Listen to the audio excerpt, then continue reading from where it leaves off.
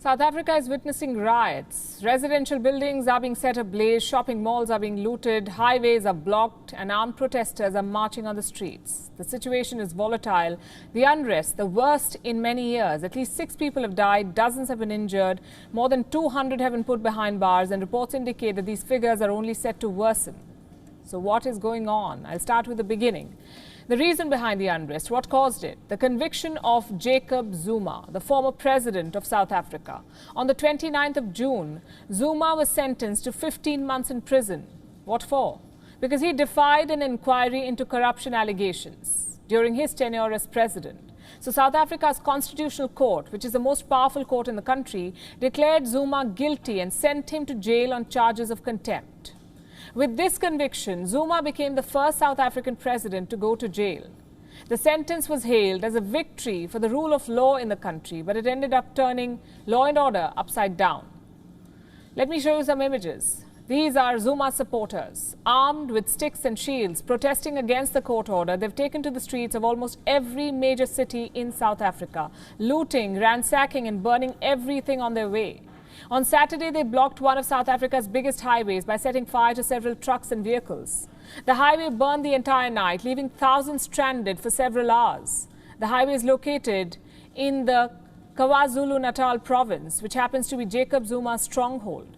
Several cities in this province have now been gripped by unrest, like Durban, the third most populous city in South Africa. It's witnessing unprecedented violence. Zuma supporters are burning tires, they're looting stores and clashing with the police. At least 37 people have been arrested.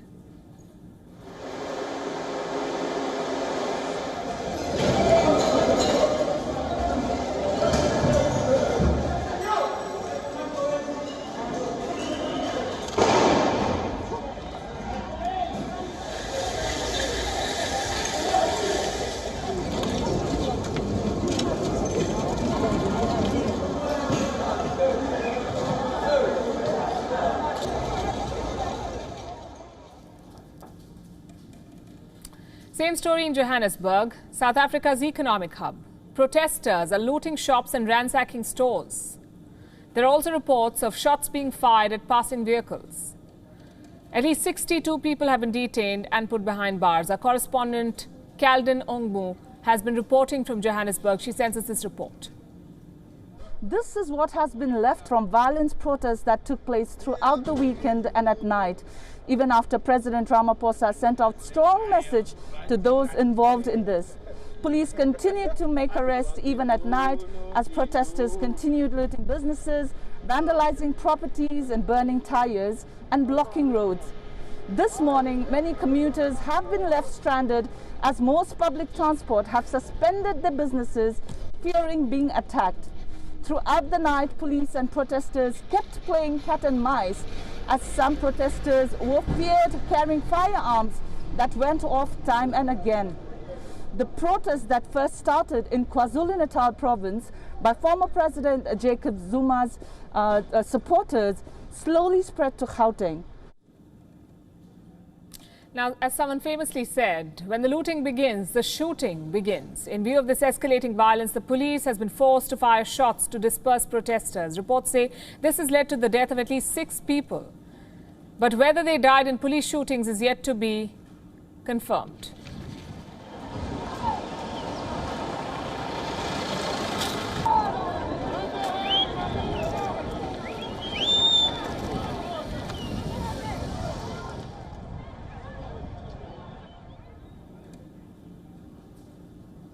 The authorities are not taking any chances. They've asked the South African military now to quell the violence. The army has been deployed in at least 2 provinces.